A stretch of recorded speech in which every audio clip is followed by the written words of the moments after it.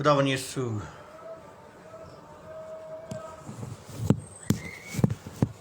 खुदावन यीशु मसीह के ज़िंदा और जलाली नाम में आप सबको मेरा सलाम कबूल हो। मैं एवेंजलिस्ट कमल बिन चांद, डायसिस ऑफ चंडीगढ़ से आपसे मुखातिब हूँ। आइए आज सुबह की प्रार्थना सभा शुरू करने से पहले हम सब अपने सरों को खुदावन के हजूर दुआ में झुकाएंगे। आइए हम दुआ करेंगे। बाप, बेटे, खुदा पाक रूह के नाम से आमीन। हाय खुदावन, आज सुबह की प्रार्थना सभा को हम आपके हाथ में देते हैं। खुदावन, होने दे कि आज सुबह का वचन जो यहाँ से बांटा जाए सुनने वाले अजीज़ों के दिलों में 60, 70 और 100 गुना फल लाने वाला हो सके। खुदावंद, आपका धन्यवाद करते हैं आपके पवित्र वचन के लिए और उस वादे के लिए जो आपने हमारी ज़िंदगी में पूरा किया है खुदावंद। और उस वादे के ज़रिए ही आपने एक और मुबारक दिन हमारे ज़िंदगियों में जोड़ा। खुदावंद, आपका धन्यवाद करते हैं आज तक संभाल कर रखने के लिए। और खुदावंद, हमारी तमाम कलीसियाओं को, पादरी साहिबानों को, ऑर्गेनाइजेशंस को, चर्चेस को खुदावंद आपने अपने नाम के जलाल के लिए इस्तेमाल किया है और आगे भी हम सबको इस तरह इस्तेमाल करते रहिएगा।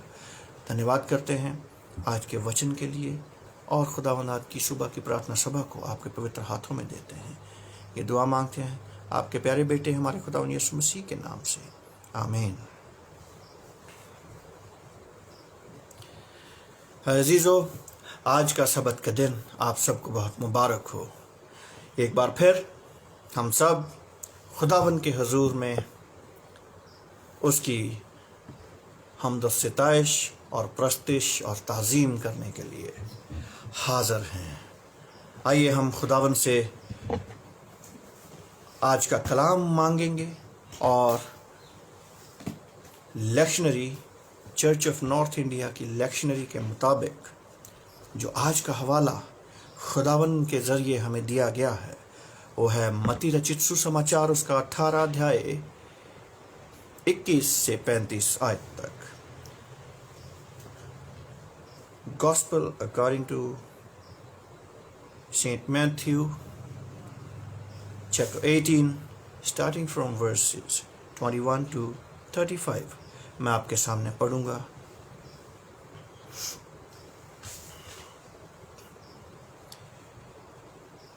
तब पतरस ने पास आकर उससे कहा है कि हे प्रभु, यदि मेरा भाई अपराध करता रहे तो मैं कितनी बार उसे क्षमा करूं? क्या 7 बार तक? यीशु ने उससे कहा, मैं तुझसे ये नहीं कहता कि 7 बार तक, वरन 7 बार के 70 गुना तक।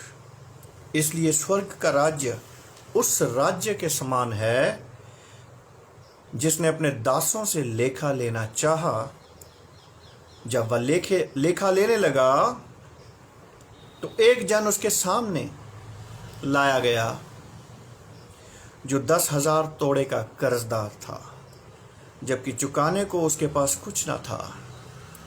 तो उसके स्वामी ने कहा, ये और इसकी पत्नी और बाल बच्चे और जो कुछ इसका है सब बेचा जाए और कर्ज चुका दिया जाए। पर इस पर उस दास ने गिरकर उसे प्रणाम किया और कहा, हे स्वामी, धीरज धर, मैं सब कुछ भर दूंगा। तब उस दास के स्वामी ने तरस खाकर उसे छोड़ दिया और उसका कर्ज भी क्षमा कर दिया। परंतु जब वो दास बाहर निकला तो उसके संगी दासों में से एक उसको मिला जो उसके 100 दिनार का कर्जदार था। उसने उसे पकड़कर उसका गला घोंटा और कहा, जो कुछ तुझ पर कर्ज है भर दे। इस पर उसका संगी दास गिरकर उससे विनती करने लगा, धीरज धर, मैं सब भर दूंगा। उसने ना माना परंतु जाकर उसे बंदी गृह में डाल दिया कि जब तक कर्ज भर न दे तब तक वहीं रहे। उसके संगी दास जो हुआ था देखकर बहुत उदास हुए और जाकर अपने स्वामी को पूरा हाल बता दिया। तब उसके स्वामी ने उसको बुलाकर उससे कहा, हे दुष्ट दास, तूने जो मुझसे विनती की तो मैंने तेरा वो पूरा कर्ज क्षमा कर दिया। इसलिए जैसे मैंने तुझ पर दया की वैसे ही क्या तुझे भी अपने संगी दास पर दया करनी नहीं चाहिए था? और उसके स्वामी ने क्रोध में आकर उसे दंड देने वालों के हाथ में सौंप दिया कि जब तक वो सब कर्ज भर ना दे तब तक उनके हाथ में रहे।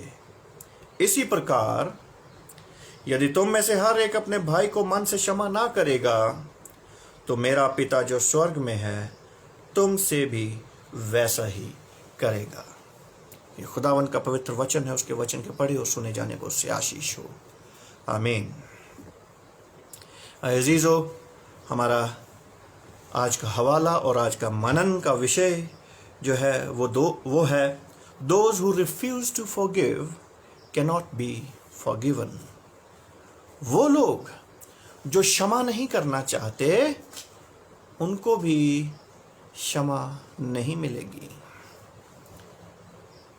वो लोग जो क्षमा नहीं करना चाहते अपने दोषियों को, अपने भाइयों को, उनको भी क्षमा नहीं दी जाएगी। आइए हम आज इस वचन के ऊपर मनन करेंगे और मनन से पहले कुछ एक सिफारिशी दुआएं हैं जो हमारे अजीज़ों ने बड़े विश्वास के साथ, बड़े ईमान के साथ हमें आज दी हैं और खुदावन उन सब अजीज़ों को अपने हजूर में इसी तरह बना करके रखे और अपने ईमान में मजबूत रखे। आइए हम सब तमाम अजीज़ों के लिए दुआ करेंगे। धन्यवाद करते हैं पिता परमेश्वर उन तमाम बरकतों के लिए, तमाम आशीषों के लिए जो आपने हमारे परिवारों को और हमारे अजीज़ों को दी है, हमारी कलीसियाओं को दी है। खुदावन धन्यवाद करना चाहते हैं सिस्टर शारदा निहाल चंद जो कि जिनका आज बर्थडे है और दिल्ली में रहती हैं और उनका खुदावन आज 70 साल उन्होंने अपनी ज़िंदगी के पूरे किए हैं। खुदावन होने दे कि सिस्टर निहाल चंद जो कि आपके हजूर में निरंतर आए खुदावन पूरी ज़िंदगी बिताई हैं और खुदावन आपने ताउम्र उनको संभाल करके रखा है। खुदावन होने दे कि आने वाले समय में भी इसी तरह आप इस परिवार को, इस बहन को इसी तरह अपनी बरकतों से नवाजते रहें और खुदावन ये जो नया साल उनकी ज़िंदगी में एक और जोड़ा आपने, आपका धन्यवाद करते हैं खुदावन। ये नया साल उनके लिए और बरकतें और आशीषें लाने वाला हो सके और इनके द्वारा इनके परिवार, हमारे भाई मिस्टर अनिल गज़न जिनकी ये बहन है, खुदावन होने दे कि तमाम अजीज़ बहन भाई रिश्तेदार इनके द्वारा बहुत सी आशीषें पाने वाले हो सके। दुआ करना चाहते हैं भाई बेटे एल्विन हनी सेल्विन के लिए। हनी सेल्विन का बर्थडे जो गुजरा दिनों में 7 तारीख को था। खुदावन होने दे कि इस बच्चे को भी आप अपनी रूह और रास्तगी में चलाइएगा। खुदावन अपने नाम के जलाल के लिए इस्तेमाल करना। खुदावन जिस प्रकार से ये आपके भय में, आपके खौफ में आगे बढ़ता है, होने दे इसके परिवार को भी खुदावन आप अपने नाम के जलाल के लिए इस्तेमाल करना। खुदावन ख़ास तौर पर इस परिवार के लिए और रीत के लिए दुआ मांगते हैं, हनी की वाइफ के लिए, उनकी बेटी रूथ के लिए दुआ मांगते हैं। खुदावन इन सब को अपने हुजूर बनाए रखना खुदावन, और रूह और रास्तगी में चलाना, अपना बरकत और शिफा भरा हाथ बढ़ा करके इनको छूना और खुदावन इसी तरह बरकतों से नवाजते रहना ताकि खुदावन ये परिवार भी तेरे नाम के जलाल के लिए इस्तेमाल होता रहे। सिस्टर रेनू जो कि दिल्ली में है और खुदावन सिस्टर मधु की बहन है खुदावन, उनका भी बर्थडे 10 तारीख को मनाया गया खुदावन। होने दे कि इस बहन को भी इसी तरह खुदावन मुकम्मल तौर पर बरकतों से आसूदा करके खुदावन अपने नाम के जलाल के लिए इस्तेमाल करते रहना। इनके परिवार को, सिस्टर मधु के परिवार को, सिस्टर रेनू के परिवार को खुदावन हर एक को अपने रूह और रास्तगी में चलाना और खुदावन अपने नाम के जलाल के लिए इसी तरह इस्तेमाल करते रहना। खुदावन दुआ करना चाहते हैं छोटी बेबी रिया के लिए, जो कि हमारे बुज़ुर्ग पादरी साहब रेवरेंड विलियम जोसेफ की ग्रैंड डॉटर है खुदावन। उनका भी आज उसका बर्थडे है खुदावन। होने दे कि इस बच्चे को भी आपने, इस परिवार को एक बरकत के रूप में दिया खुदावन। खुदावन ये बरकतें आप हमारे परिवारों को देते हैं खुदावन, और ये बरकतें हम बढ़ते हुए देखते हैं। जिस प्रकार आपने अब्राहम को बरकत दी है खुदावन, उसी प्रकार ये परिवार भी और ये बच्ची भी तेरे नाम के जलाल के लिए इस्तेमाल हो। तेरे डर और खौफ में आगे बढ़े। जब ये बच्चा खून और गोश्त में आगे बढ़ता है, कद्दो कामत में आगे बढ़ता है, अकल और हिकमत में आगे बढ़ता है खुदावन, होने दे कि ये बच्चा अपने माँ बाप के लिए, अपने कौम और कलीसिया और अपने घराने के लिए एक बरकत का बायस बने। दुआ मांगना चाहते हैं भाई रविंद्र और सुमन के लिए, जिनको आपने गुजरा दिनों में 28/9 को खुदावन एक बहुत बड़ी बरकत से नवाजा है। बेटे की शक्ल में आपने इनको जो तोहफा दिया है खुदावन, होने दे कि ये बच्चा भी आए खुदावन मुकम्मल तौर पर तंदुरुस्त रह करके आए खुदावन, कद्दो कामत में आगे बढ़े, अकल और हिकमत में आगे बढ़े खुदावन। गुजरा दिनों में जो इस बच्चे के लिए, इस परिवार के लिए दुआ करी गई और इसका नामकरण किया गया खुदावन, परिवार ने कलाम में से, बाइबल में से जो नाम चुना है एडम मसीह खुदावन, होने दे ये बच्चा एडम मसीह बड़ा होकर के अपने माँ बाप के लिए, अपने घराने, कौम और कलीसिया के लिए इसी तरह बरकत का बायस बने खुदावन। बेटी एंजल शान के लिए दुआ करते खुदावन, जिसका कल बर्थडे था खुदावन। इस बेटी को भी आपने हमारे परिवार को दिया खुदावन, होने दे कि यह बेटी जब अपने MBBS करती है खुदावन अपनी पढ़ाई करती है, अपनी फर्दर स्टडीज़ करती, हायर स्टडीज़ करती खुदावन, अपना बरकत और शिफा भरा हाथ इस बच्चे के ऊपर भी बना करके रखना, ताकि ये हमारी बेटी जो है हमारे घराने के लिए, कौम और कलीसिया के लिए एक बरकत का बायस बने खुदावन। अपने भय और डर और खौफ में इस बच्चे को चलाना, ताकि खुदावन पढ़ लिख कर ऊंचा ओहदा हासिल करके आए खुदावन, ये बच्चा भी तेरा नाम रोशन करने वाला हो सके खुदावन। ख़ास दुआ मांगना चाहते हैं उन तमाम अजीज़ों के लिए जिनके गुज़रा हफ्ता में जन्मदिन थे और एनिवर्सरीज़ थी और खुदावन मैरिज एनिवर्सरीज़ थी खुदावन, होने दे उन तमाम अजीज़ों को नाम बनाम आपके हजूर लेकर के आते, हर एक को ऊपर अपनी रूह का मसा देना खुदावन, अपने नाम के जलाल के लिए इस्तेमाल करना। ख़ास दुआ मांगना चाहते हैं मिसेस जॉन के लिए, जो कि लुधियाना में खुदावन, और उनको खुदावन डेंगू हुआ खुदावन। आपने अपना बरकत भरा और शिफा भरा हाथ बढ़ाया और हमारी नजीज़ा को, हमारी चाची को छुआ और खुदावन अपनी बरकतों से आसूदा किया और इस नामुराद बीमारी से बाहर निकाला, सेहत और तंदुरुस्ती दी है। आपका धन्यवाद करना चाहते हैं खुदावन, इनके परिवार के लिए, हमारे ब्रदर अमन के लिए, हमारे चाचा जी के लिए और हम तमाम अजीज़ों के लिए जो इस परिवार के साथ जुड़े हुए, हर एक को अपनी रूह और रास्तगी में चलाना, अपनी बरकतों से आसूदा करना और अपने नाम के जलाल के लिए इस्तेमाल करना। भाई रोनी के लिए दुआ करना चाहते हैं, जो इस वक्त डेंगू से ग्रसित है खुदावन और CMC हॉस्पिटल में दाखिल है खुदावन लुधियाना में।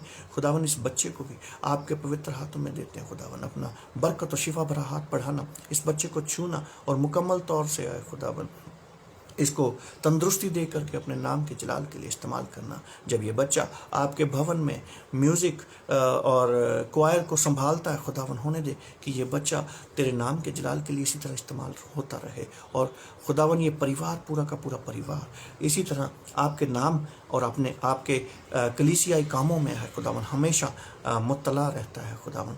तमाम परिवार को आए खुदावन आपके पवित्र हाथों में देते हैं खुदावन। मुन्ने को और सोनिया को और सना को खुदावन, ख़ास तौर पर जिस हमारी बेटी का जो 10 तारीख को बर्थडे था, इसको भी आपके पवित्र शरण में और हाथों में देते हैं खुदावन। इस बच्चे को भी इसी तरह संभाल करके रखना और खुदावन रोनी को मुकम्मल तौर पर शिफा दे करके अपने नाम के जलाल के लिए इस्तेमाल करना। बेटी सना को आपने इस परिवार को दिया है और खुदावन आपने अपनी उन तमाम बरकतों से नवाजा है। ये बहुत ही दुआओं के साथ इस बच्ची को खुदावन इस परिवार ने हासिल किया है। खुदावन होने दे ये बच्चा भी जब खून और गोश्त में आगे बढ़ता है, कद्दुकामत में और अकल और हिकमत पे आगे बढ़ता है, होने देगी आने वाले समय में ये बच्चा भी अपने माँ बाप के लिए, अपने घराने के लिए, कौम कलीसिया के लिए एक बरकत का बायस बन सके। खुदावन उन तमाम अजीज़ों के लिए दुआ करते हैं जो गुज़रा दिनों में बीमार रहे हैं, वो उन्होंने आए खुदावन मुकम्मल शिफा पाई है। खुदावन आपका धन्यवाद करते हैं और उन हमारे अजीज़ों के लिए दुआ करते हैं जो बीमारी की हालत में या बुजुर्गी के आलम में या किसी और रोग के कारण इस दुनिया से रहलत करके हैं। खुदावन जिस प्रकार हमारी बहन सीमा जो कि सेक्टर 18 के हमारे मेंबर और खुदावन वाइफ ऑफ मिस्टर खुशहाल Singh, resident of Punjab university Chandigarh के रहने वाले, खुदावन ये बहन इस जहान फ़ानी से रहलत करके खुदावन होने दे कि इस बहन को अपने चरणों में जगह देना खुदावन, और परिवार को है खुदावन हिम्मत और शांति देना, ताकि खुदावन ये परिवार आपके नाम में, आपके कलाम में मजबूती से बना रहे। खुदावन तमाम अजीज़ों को जो इस वक्त एक दुख के आलम में है खुदावन, हर एक को आपके हुजूर लेकर के आते हैं खुदावन,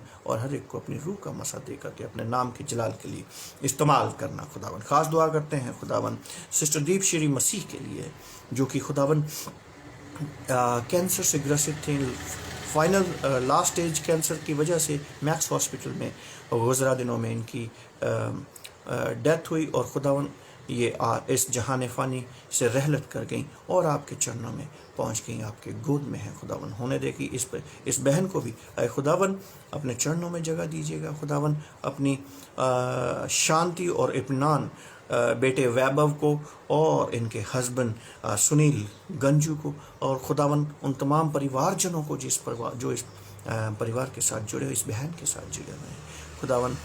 होने दे कि तमाम अजीज़ों को अपनी शांति और अपना इत्मीनान देना, ताकि खुदावन तेरे नाम के जलाल के लिए इसी तरह इस्तेमाल होते रहें। तमाम अजीज़ों के लिए, सुनने वालों के लिए खुदावन, डॉक्टर नाहर उनके फैमिली के लिए धन्यवाद करते हैं। आपने उनको गुज़रा दिनों में संभाल करके रखा।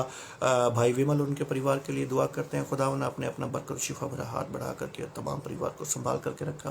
सिस्टर विक्टोरिया उनके परिवार के लिए दुआ करते हैं खुदावन, आपने इस परिवार को भी संभाला है। सिस्टर सुनीता गेल उनके परिवार के लिए दुआ करते हैं खुदावन, आपने तमाम अजीज़ों को खुदावन कोविड की बीमारी से बाहर निकाला और मुकम्मल शिफा दे करके अपने नाम के जलाल के लिए इस्तेमाल कर रहे हैं खुदावन। होने दे कि भाई रॉबिन और सिस्टर रेनू जो कि खुदावन आपकी निरंतर सेवा में लगे रहते हैं खुदावन, होने दे कि इस परिवार को भी इसी तरह आप अपनी बरकतों से आसूदा करते रहिएगा। आने वाले समय में दोनों बच्चों को, आशीष और ऐशमिन नेहा को, अपने नाम की जलाल के लिए इस्तेमाल कीजिएगा खुदावन। ख़ास दुआ मांगना चाहते हैं भाई अनिल गज़न और उनके फैमिली के लिए, हमारी बहन मीना गज़न और पर्ल और एल्सा एनोइंटा, हमारी छोटी बरकत, हमारी छोटी बच्ची जो मुंशी के रूप में आए खुदावन, इस परिवार को आपने दी है। इस परिवार को भी अपने नाम के जलाल के लिए इसी तरह इस्तेमाल करते रहिएगा, अपनी रूह और रास्तगी में चलाइएगा, और खुदावन तमाम आशीषों और बरकतें इस परिवार को दीजिएगा, ताकि ये परिवार भी आपके नाम के जलाल के लिए इस्तेमाल होता रहे। ये तमाम दुआएं मांगते हैं खुदावन, उन तमाम अजीज़ों के लिए भी दुआएं मांगते हैं जिन्होंने फेसबुक के ऊपर अपने नाम दिए हैं, और खुदावन बहुत से नाम ऐसे हैं जो नहीं लिए गए, नहीं लिए जा सकते, और या जिन्होंने अपना नाम लेने से मना किया। खुदावन तमाम अजीज़ों के लिए दुआ करना चाहते हैं। बहन रीटा फेस्टस के लिए दुआ करते हैं जो कि दिल्ली में है खुदावन, उनके परिवार के लिए दुआ करते हैं। हर एक को अपने नाम और जलाल के लिए इस्तेमाल करना खुदावन, और खुदावन ख़ास तौर पर हम अपनी सिस्टर के लिए, हमारी बहन जो कि अमेरिका में है कोमल, और हमारे brother in law Salim David उनके बेटे जायन के लिए दुआ करना चाहते हैं खुदावन। हर एक को अपनी रूह का मसा देना, अपने नाम के जलाल के लिए इस्तेमाल करना, और आने वाले समय में खुदावन एक मजबूत कलीसिया और तेरा मजबूत बदन बना करके खुदावन खड़े करना। ये तमाम दुआएं मांगते आपके प्यारे बेटे हमारे खुदावन यीशु मसीह के नाम से, आमीन। खुदावन आप सबको बहुत बरकत दे, और ख़ास तौर पर आज का दिन आप सब की ज़िंदगी में एक मुबारक दिन साबित हो। अजीज़ो, आपके सामने जो हवाला पढ़ा गया मत्ती रचित सुसमाचार उसका 18 अध्याय और उसकी 21 से 35 आयत तक पढ़ा गया है। और आज का मनन का विषय जो है कि those who refuse to forgive can not be forgiven. वो लोग जो अपने भाई को या अपने दोषियों को माफ नहीं कर सकते, उनको भी माफ नहीं किया जाएगा। ये कलाम आज हमें समझाना चाह रहा है। और आइए हम एक और हवाला पढ़ेंगे जो कि लिया गया है book of genesis chapter 45 and starting from versus 1 to 15। उत्पत्ति की किताब उसका 45 अध्याय 1 से 15 आयत तक मैं आपके सामने पढ़ूंगा। अजीज़ो, जो कि आज हमारा हवाला है कि अपने भाइयों को और अपने दोषियों को हमें माफ़ करना है। आज हम ये सीखने की और जानने की कोशिश करेंगे कि क्यों माफ़ करना है। और यहाँ पर हम यूसुफ की कहानी का जिक्र हो रहा है उत्पत्ति की किताब में 45 अध्याय में। तब यूसुफ उन सब के सामने जो उसके पास खड़े थे अपने को और रोक ना पाया और पुकार कर कहा, मेरे आसपास से सब लोगों को बाहर कर दो। भाइयों के सामने अपने को प्रकट करने के समय यूसुफ के संग और कोई ना रहा। वो चिल्ला चिल्ला कर रोने लगा और मिस्रियों ने सुना और फिरौन के घर के लोगों को भी इसका समाचार मिला। तब यूसुफ अपने भाइयों से कहने लगा, मैं यूसुफ हूँ, क्या मेरा पिता अब तक जीवित है?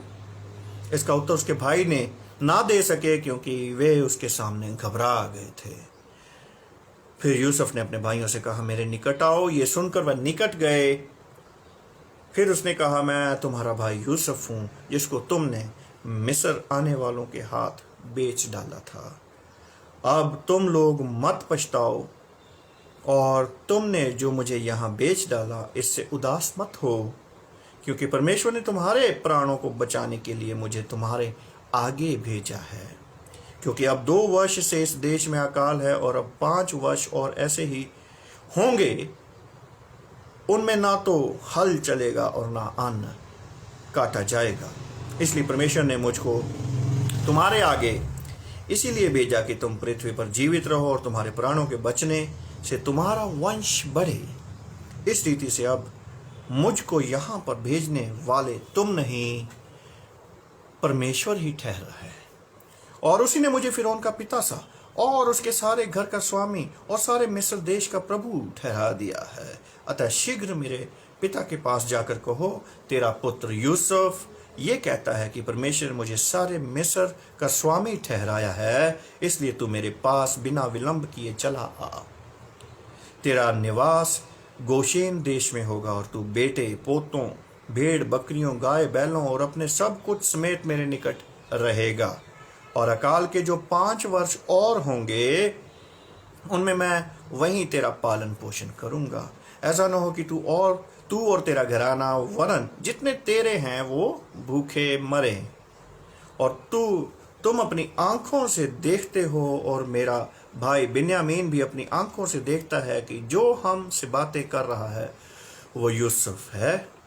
तुम मेरे सब वैभव को जो मिस्र में है और जो कुछ तुमने देखा वो सब का मेरा पिता जो वर्णन करता है, और तुरंत मेरे पिता को यहाँ ले आना।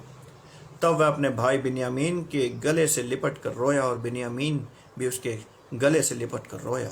वो अपने सब भाइयों को भी चूम कर रोया और उसके पश्चात उसके भाई उससे बातें करने लगे। यहाँ पर जिक्र है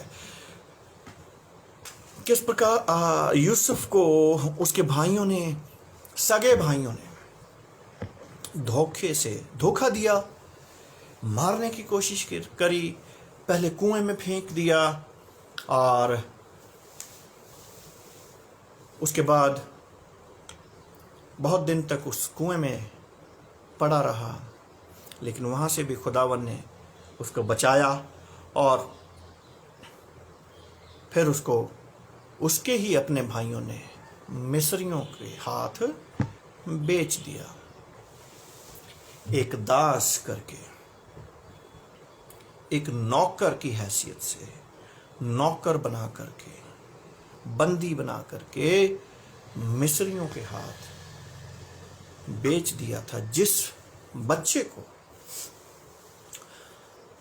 इस कहानी में हम देख रहे हैं कि वही बच्चा एक बहुत बड़ा राजा बन चुका है और वो अपने भाइयों को उनके पापों से क्षमा कर रहा है और उनको कह रहा है कि डरो मत। अगर हम पूरी कहानी जानते हैं कि किस प्रकार उस समय तमाम देशों में अकाल पड़ गए थे, लेकिन इस बच्चे को खुदावन ने अपने नाम के जलाल के लिए इस्तेमाल करना था और किया, और उसको ये औहदा दिया और उसने इस औहदे के कारण इतना धन और अन्न इकट्ठा किया था कि अपने देश को तो वो भर पेट खाना खिला ही सकता था, वरन आसपास के देशों को भी वो दिया करता था। और उस वक्त जब अकाल पड़ा तो वो अकाल 5 साल तक पड़ने वाला था।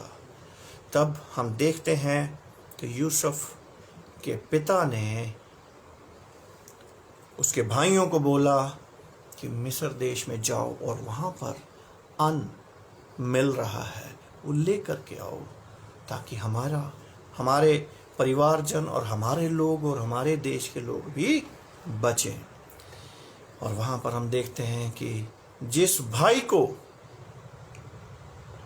उन्होंने तुच्छ जानकर बेच दिया था, वही भाई आज उस औहदे पर है कि उनको खाना खिलाने की हैसियत रखता है, और वो भी 1 या 2 दिन का नहीं, पूरे 5 साल तक का, और वो भी एक परिवार को नहीं, पूरे देश को। ये है खुदा की बरकत। लेकिन अजीज, आज मनन का जो विषय है कि हमें क्षमा करना सीखना है, अपने दोषियों को, अपने गुनाहगारों को, हमारे खिलाफ जो लोग मन गढ़ंत बातें करते हैं, झूठे दोष लगाते हैं, ऐसे लोगों को माफ करना सीखना है। मुश्किल बात है, लेकिन ये मुश्किल बातें ही हैं जो बाइबल हमें मानना सिखाती है और उन मुश्किल बातों को करना सिखाती है कि अपने दुश्मन से भी प्यार करो, अपने दोषियों को माफ करो, अपने गुनाहगारों को माफ करो और उनको बरकत दिया करो। मुश्किल बात है। आज की दुनिया हम देख रहे हैं कि किस प्रकार से लोगों में एक अजीब ही जुनून है, और वह जुनून भी पता नहीं किस बात का जुनून है, उनको खुद नहीं पता। एक कहावत है पंजाबी में कि भुखे जट कटोरा लब्भा, जट पानी पी पी आफरिया। इसका बहुत गहरा मतलब है। इसका मतलब ये है कि जो आपको जो मिला है, जो हैसियत, जो रुतबा, जो औहदा,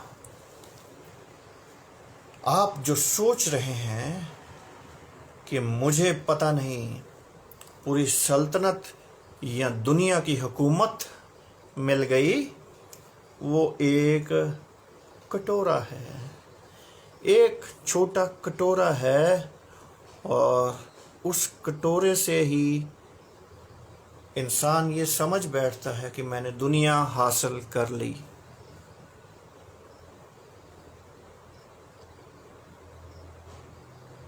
ये थिंकिंग जो है, आज हमें ये नए दौर से स्टार्ट करना पड़ेगा।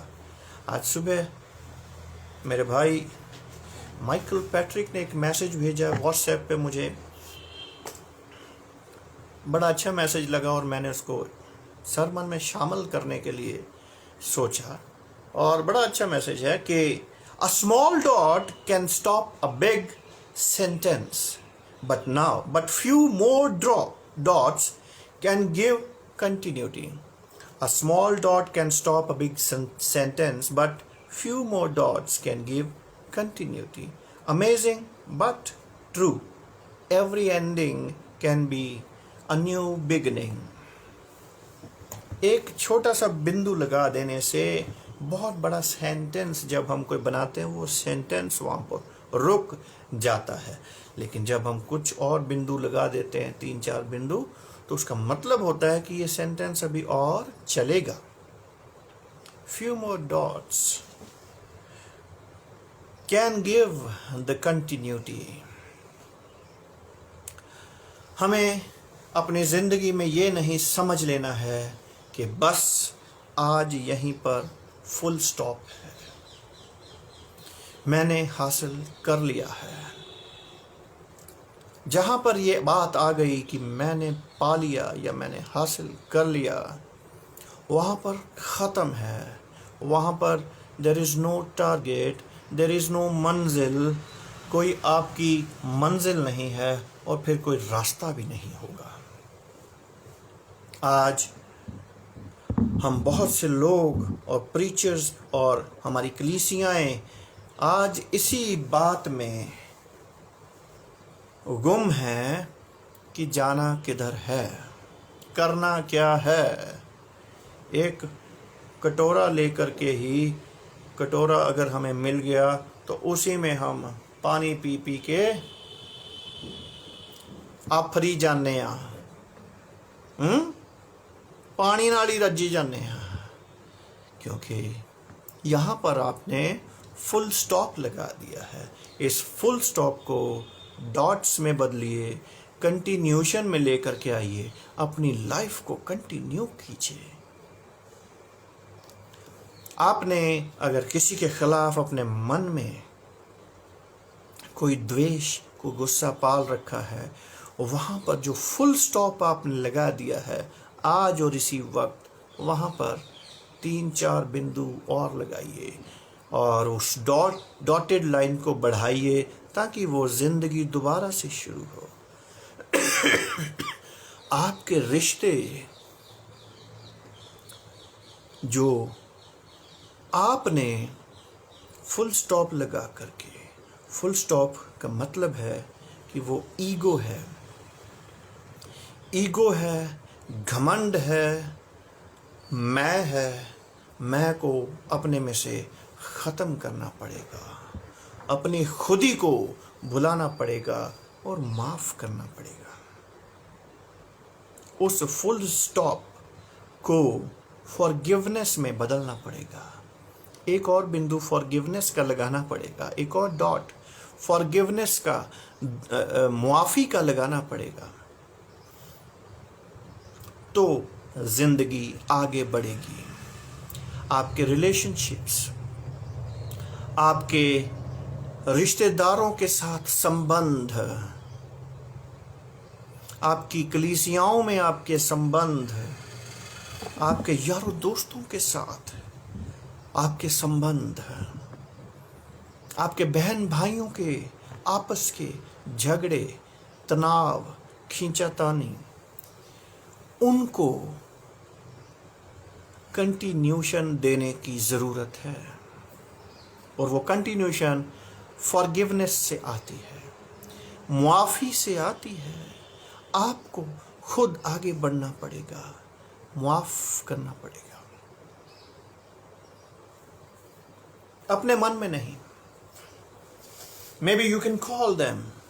आज एक फ़ोन कॉल किया जाए, रेगुलर कॉल्स बहुत आती हैं, रेगुलर बातें बहुत होती हैं, रूटीन की बातें बहुत होती हैं, देश दुनिया पॉलिटिक्स और ये वो बहुत होती हैं, लेकिन आज एक डॉट जो है, एक एक्स्ट्रा ऑर्डिनरी डॉट एक और बढ़ाया जाए हमारी ज़िंदगी में, जो कि उस फुल स्टॉप को कंटिन्यूशन में बदले, और वो कंटिन्यूशन का जो डॉट है वो है फॉरगिवनेस।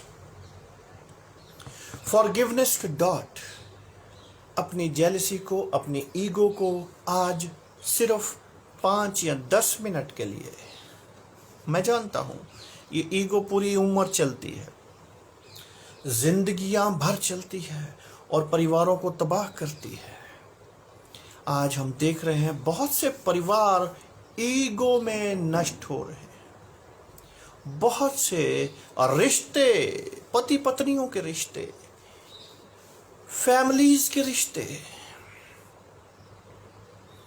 सिर्फ इस ईगो की वजह से, इस जेलसी की वजह से, इस मैं की वजह से नष्ट हो रहे हैं। आज हम ये सीखेंगे कि आज उस रिश्ते को हम दोबारा से रिकंसिलिएशन के लिए तैयार कर सकते हैं। उस रुके हुए रिश्ते को आज हम एक कंटिन्यूटी दे सकते हैं थ्रू बाइबल ओनली। बहुत से लोग, बहुत से अजीज, बहुत सी हस्बैंड और वाइफ्स ऐसी हैं, दोनों ईगो में फंसे हुए, परिवार तबाह हो रहे हैं। आज हमें इस बात की ज़रूरत है। इवन हमारे भाई अपने भाइयों से बात करना नहीं चाहते हैं, अपने अजीज़ों से बात करना नहीं चाहते हैं, क्योंकि हमने फॉरगिवनेस कहीं ना कहीं बहुत पीछे छोड़ दी। मुआफ़ी करना और मुआफ़ी देना भूल चुके हैं। हम बहुत ईगोइस्टिक, स्टेटस वाले हो चुके हैं। Why me? If he can not call me, then why should I? ये सेंटेंस जो है आज हमारे रिश्तों को ख़त्म कर रहा है। आज ज़रूरत है उस रुके हुए रिश्ते को एक दोबारा नई ज़िंदगी देने की। आज ज़रूरत है उस रूठे हुए भाई को मनाने की, मुआफ़ करने की। आज ज़रूरत है हम सब एक मसीह का बदन और मसीह की देह इकट्ठी हो, क्योंकि कलाम कहता है कि अगर हाथ कहे कि मैं अलग चलूँगा, पाँव कहे मैं अलग जाऊँगा, तो शरीर जो है वो इकट्ठा मजबूत नहीं रह सकता।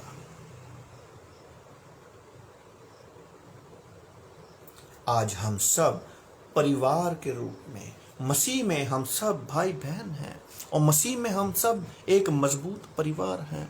मेरी दरख्वास्त है उन भाइयों से जो ये वचन सुन रहे हैं या बाद में सुनेंगे, इस हवाले को देखिए, उत्पत्ति यूसुफ की कहानी को पढ़िए, जेनेसिस की बुक में से।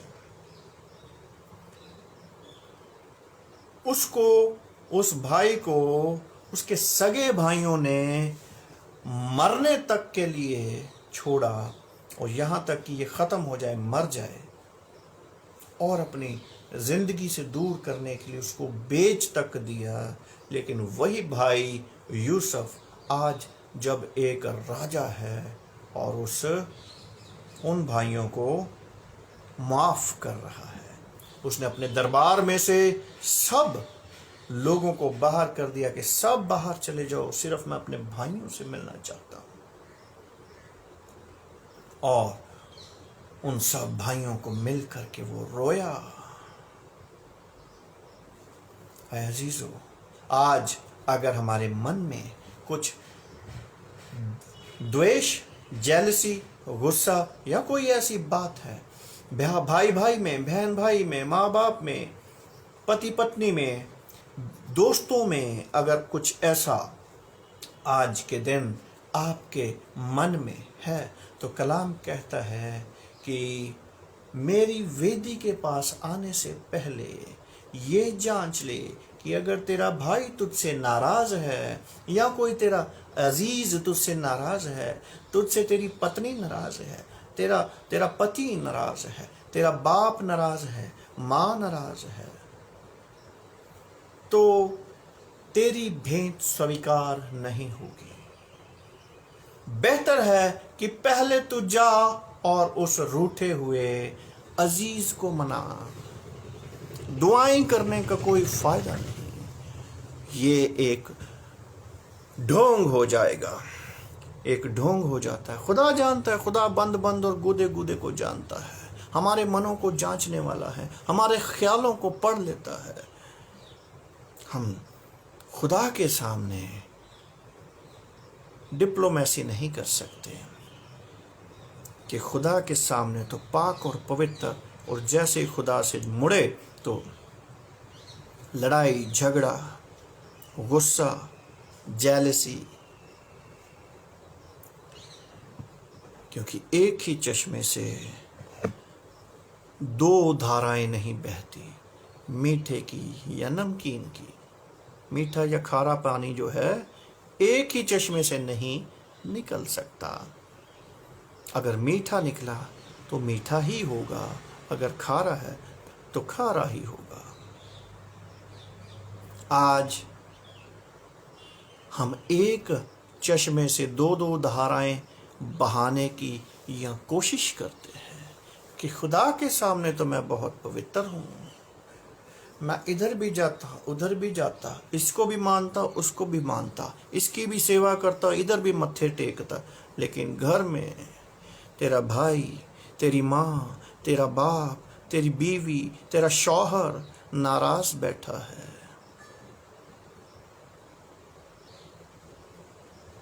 उसको आप नहीं मुआफ कर सके या मना सके तो आपका दुआ करना जीरो है, कोई फल नहीं। जिन्नियां मर्जी भविष्यवाणियां कर लो, अपने रिश्तों को मजबूत करना है, अपने ईमान को मजबूत करना है। पूरी जिंदगी पड़ी है, आप अपने जिंदगी का सर्कल आज ड्रॉ करें, बनाएं एक प्लेन पेपर ड्राइंग शीट के ऊपर और उसमें मार्क करें कि कहाँ पर किसने किस समय मेरे साथ कोई अनहोनी या कोई विरोध किया है या गुनाह किया है या मुझे मेरे ऊपर झूठी तोहमत लगाई है। उस सर्कल के ऊपर मार्क करें, डेट टाइम अप्रोक्सीमेट अगर आपको पता है, 1 2 3 4 5, और उसको स्ट्राइक आउट कीजिए कि इसको मैंने माफ कर दिया। यू विल फील एक अजीब तरह की एक अनंत शांति आपके मन में आएगी, क्योंकि ये शांति जो है वो कौन दे रहा है? खुदावन यीशु मसीह। खुदा का ये वादा है कि मैं तुम्हें अपनी शांति दूंगा।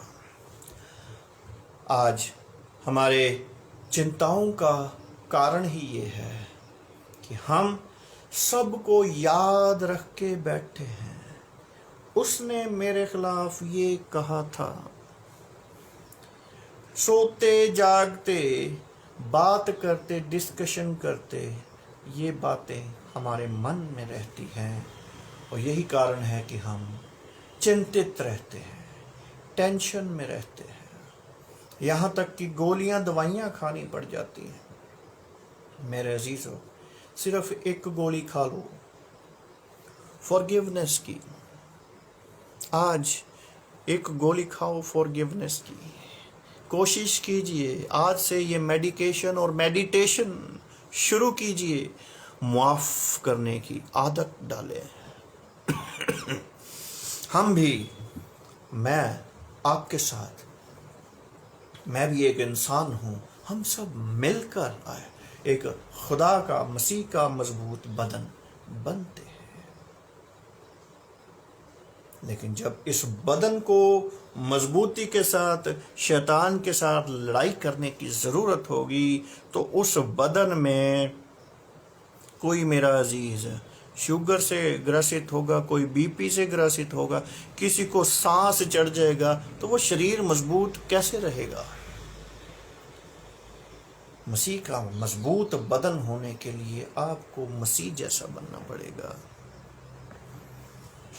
जो हवाला आपके सामने पढ़ा गया है, मत्ती रचित सुसमाचार उसका 18 अध्याय 21 से 35 आयत, उससे पहले मैं दूसरा क्रंथियों और उसका 23 पहला चैप्टर देखने की कोशिश करेंगे कि दूसरा क्रंथियों उसमें भी पौलुस रसूल क्या कह रहे हैं। कलीसियाओं को जो लेटर लिखते थे वो,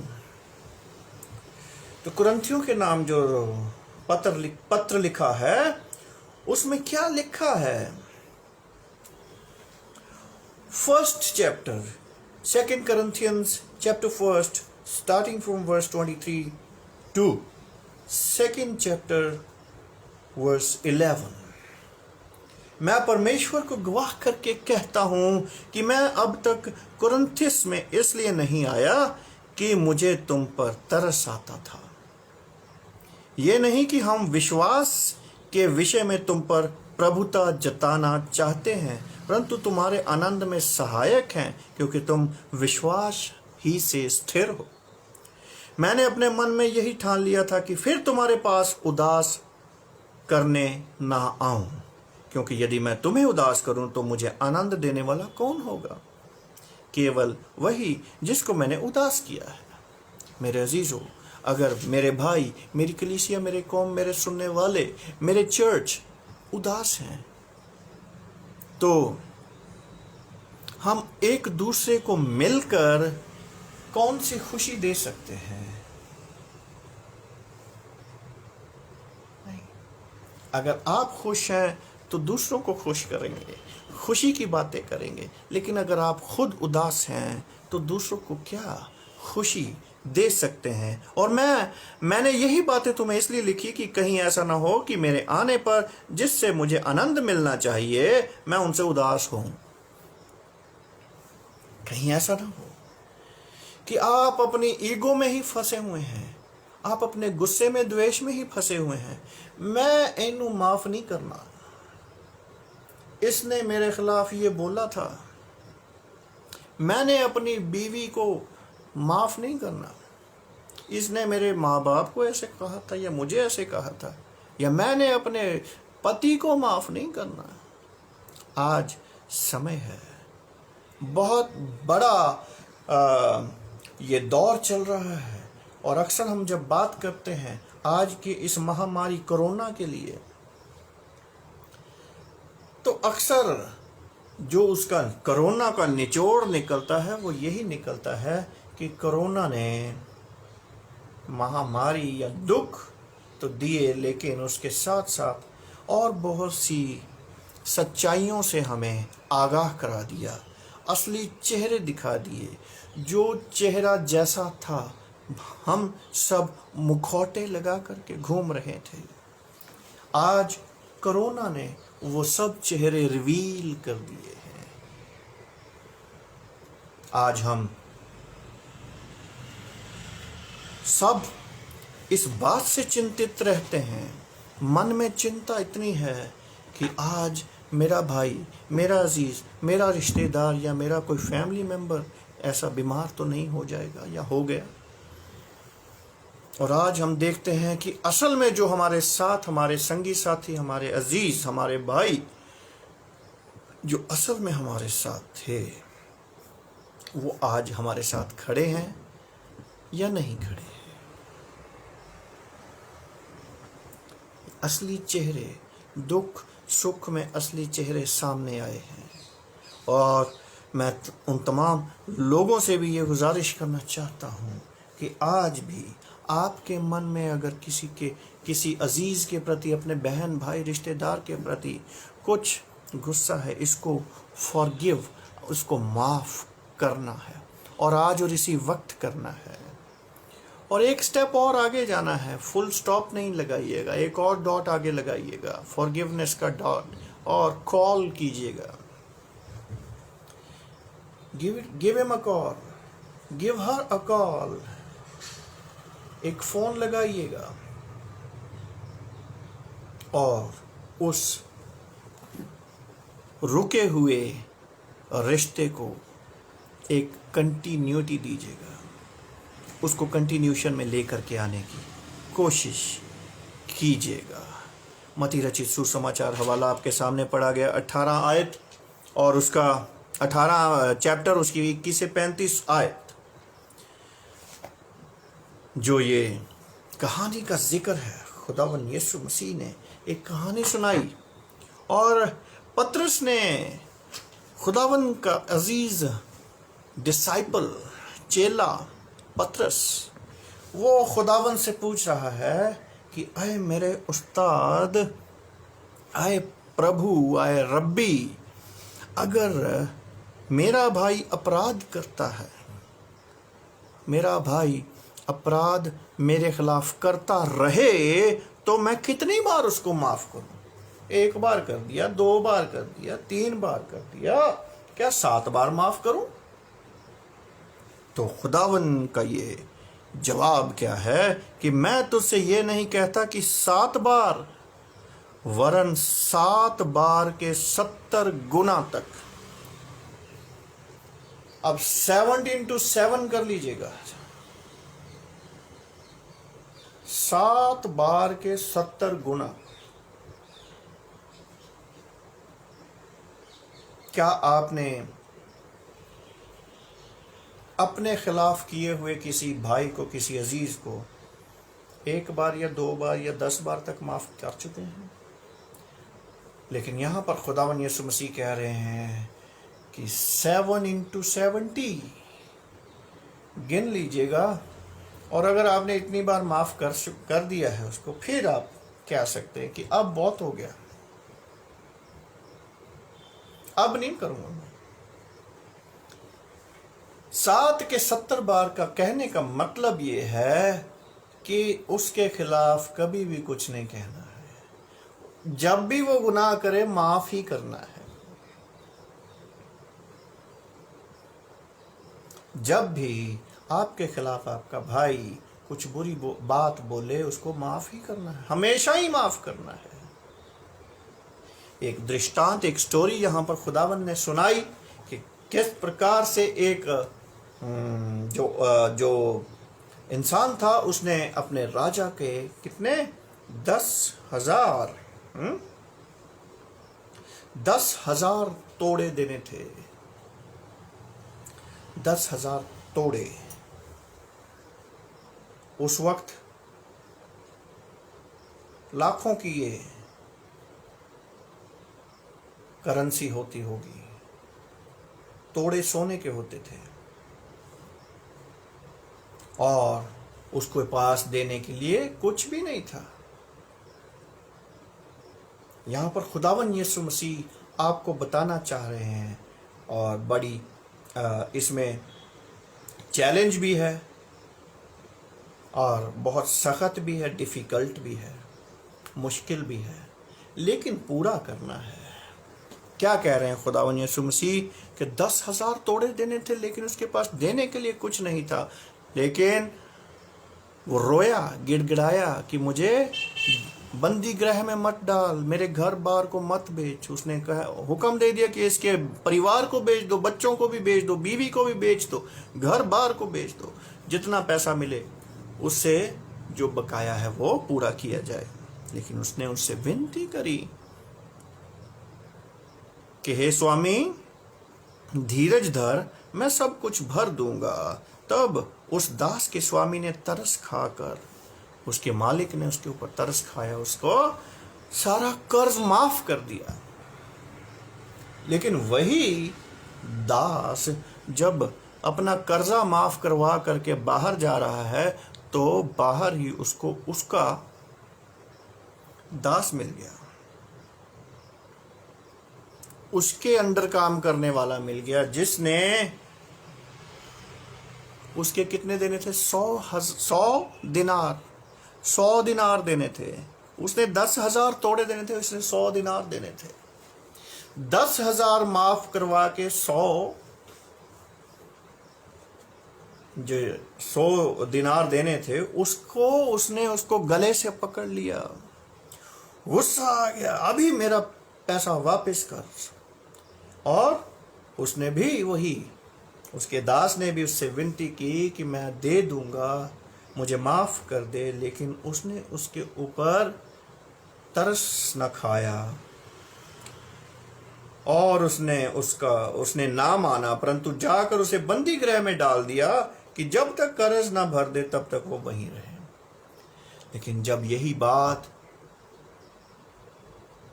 इस इंसान के स्वामी को, मालिक को पता चली, तो उसने उसको बुलवाया और डांटा कि मैंने तो तेरे 10,000 तोड़े माफ कर दिए और तू 100 नहीं माफ कर सका। तो उसके बाद क्या हुआ? दोबारा उसको पकड़ के, जो माफ किया हुआ कर्जा था, उसको दोबारा पकड़ के बंदी गृह में डाल दिया कि जब तक इसका पूरा 10,000 तोड़े हासिल ना हो जाए, क्योंकि इसने आगे माफ नहीं किया। इसी प्रकार मेरे अजीजों, खुदावंद यीशु मसीह हमें बताना चाहते हैं कि जैसे हम लोगों के साथ व्यवहार करेंगे वैसे ही हमारे साथ किया जाएगा। जैसा तुम चाहते हो कि लोग तुम्हारे साथ करें, वैसा ही तुम भी दूसरों के साथ किया करो, ये कलाम कहता है। और ये माफ करने की जो शर्त और कंडीशन यीशु मसीह ने लगाई वो ये है कि कोई कितना भी गुनाह आपके खिलाफ, कोई कितना भी पाप, कोई कितना भी प्लानिंग एंड प्लॉटिंग आपके खिलाफ करे, उसको माफ ही करना है, माफ करते ही रहना है। यही आपकी शांति का कारण है, यही आपकी शांति का जरिया है। और जो नहीं करते हैं उनके लिए ये कहानी है, एक यूसुफ की कहानी मैंने आपको बताई कि उसने अपने भाइयों तक को, जो ऐसे भाई थे जिन्होंने यूसुफ को मारने तक के लिए छोड़ दिया और बेगाने देश में, पराए देश में सिपा सलार को बेच तक दिया और बाप को कह दिया कि वो मर गया। तो उस भाई ने, छोटे भाई ने, यूसुफ ने, जब वो खुदा ने उसको अपनी बरकतों से नवाजा तो अपने सब भाइयों को माफ किया। लेकिन यहाँ पर दूसरी स्टोरी हम देख रहे हैं कि जो दास अपना कर्ज तो माफ करवाना चाहता है और करवाया, जिसने 10,000 तोड़े देने थे, लेकिन उसी के 100 दिनार देने थे जिसने उसको माफ नहीं किया। तो ये दो कहानियां ऐसे लोगों की कहानियां हैं जो हमें ये समझाना और बताना चाहती हैं कि अगर हम अपने अजीज़ों को, अपने भाइयों को, हमारे खिलाफ जो गुनाह जो करते हैं, जो हमारे गुनाहगार हैं, हम जानते हैं, जानते बूझते हुए भी उसको माफ़ करना है। Forgive them। आज मैं आपको ये चैलेंज देना चाहता हूँ कि क्या आप सब अपने गुनाहगारों को माफ़ करेंगे? और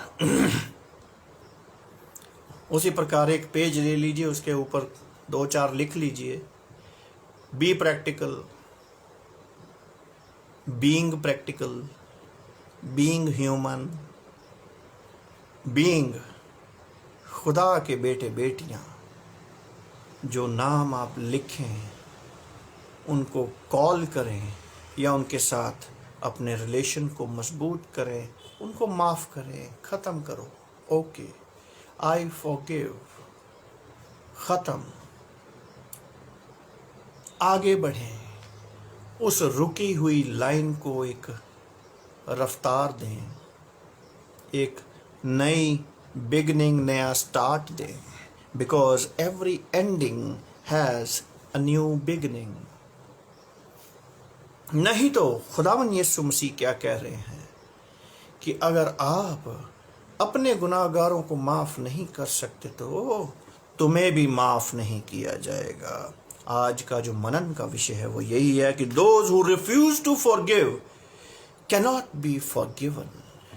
जो लोग माफ़ करने से इनकार करते हैं उनको भी माफ़ी नहीं मिलेगी, गारंटेड है।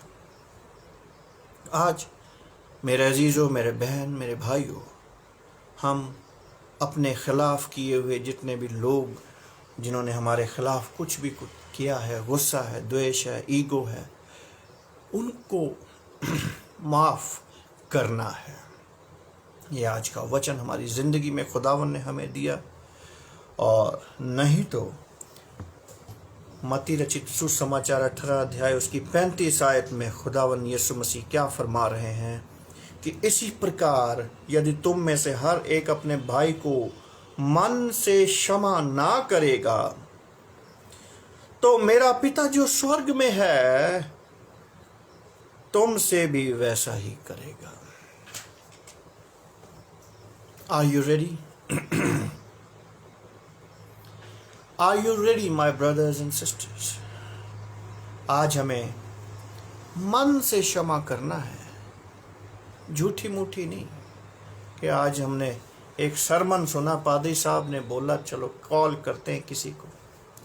मन से क्षमा करना है तो खुदावन यीशु मसीह कहते हैं कि मेरा बाप भी तुम्हारे साथ वैसा ही करेगा। अगर आप क्षमा करते हैं तो आप भी क्षमा किए जाएंगे। मैं क्षमा करता हूं, मैं भी क्षमा किया जाऊंगा। अगर मन में रखते हैं तो हमें खुदावन भी माफ नहीं करेंगे।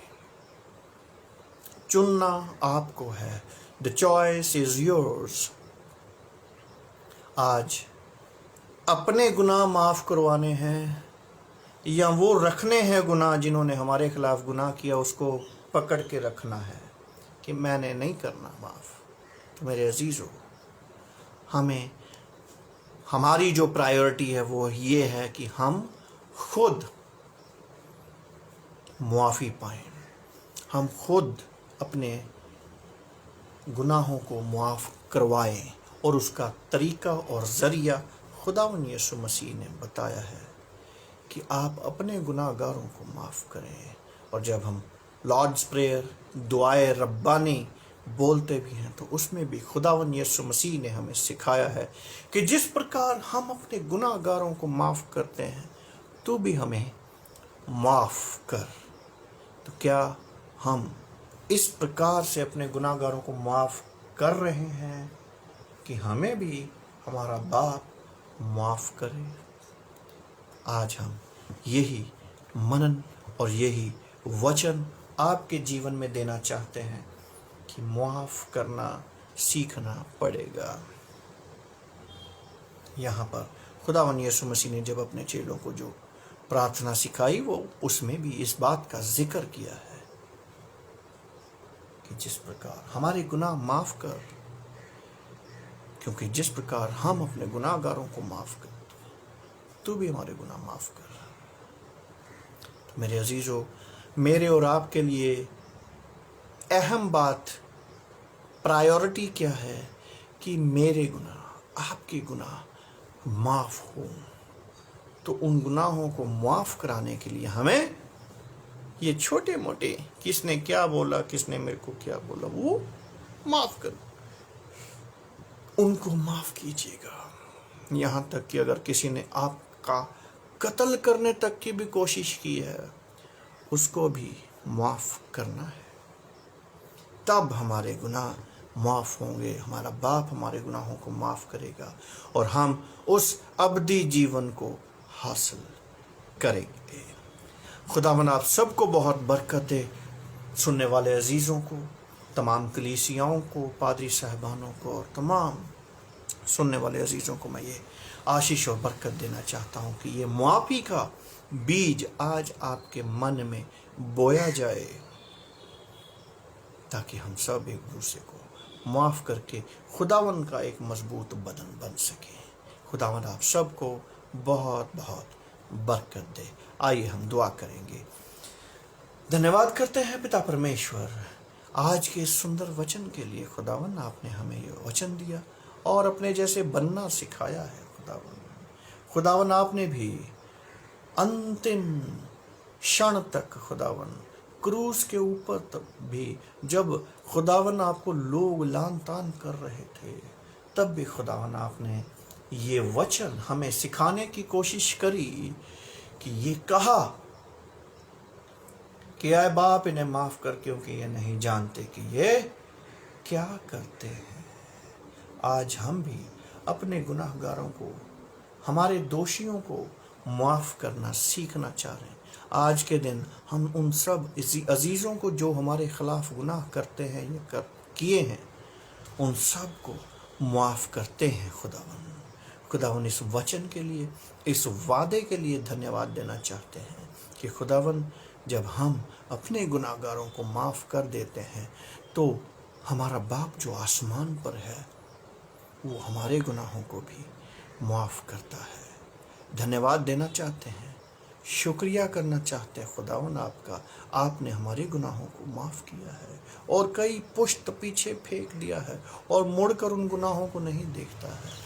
खुदावन आपका धन्यवाद करना चाहते हैं, आपकी उस अजीम और अजीब व गरीब बरकत का और प्यार का जो आपने हमारे साथ किया। खुदावन आपने हमारी गुनाह आलूदा ज़िंदगियों को देखा नहीं। खुदावन हम जब पाप में पड़े हुए थे, पापी ही थे, तभी आपने हमें उठा लिया और चुन लिया और अपने बेटे बेटियां होने का हक बख्शा है खुदावन। और आज आपके बेटे बेटियां होने के नाते खुदावन हम आप जैसी सूरत और सीरत हासिल करना चाहते हैं और आने वाले समय में हम उन तमाम अजीज़ों को आज के दिन माफ़ करते हैं खुदावन जिन्होंने हमारे खिलाफ गुनाह किया। खुदावन क्योंकि आप भी हमारे गुनाहों को माफ़ करना चाहते हैं, माफ़ करते हैं। धन्यवाद देना चाहते हैं खुदावन इस वचन के लिए और सुनने वाले तमाम अजीज़ों के लिए दुआ मांगते हैं आपके प्यारे बेटे हमारे खुदावन यीशु मसीह के नाम से, आमीन। आए हमारे बाप, तू जो आसमान पर है, तेरा नाम पाक माना जाए, तेरी बादशाहत आए, तेरी मर्जी जैसे आसमान पर पूरी होती है ज़मीन पर भी हो। हमारी रोज़ की रोटी आज में बख्श दे और जिस तरह हम अपने कसूरवारों को माफ़ करते हैं, तू भी हमारे कसूरों को माफ़ कर। हमें आजमाइश में न पड़ने दे बल्कि बुराई से बचा, क्योंकि बादशाहत, कुदरत और जलाल हमेशा तक तेरे हैं, आमीन। अब हमारे खुदावन यीशु मसीह का फजल, पाक रूह की शराकत और रफ़ाकत उन तमाम मुक़द्दसों के साथ, ख़ास तौर पर हमारी कलीसिया कौम और घराने के साथ हमेशा तक बनी रहे, आमीन। खुदावन आप सबको बहुत बहुत बरकत दे, आमीन।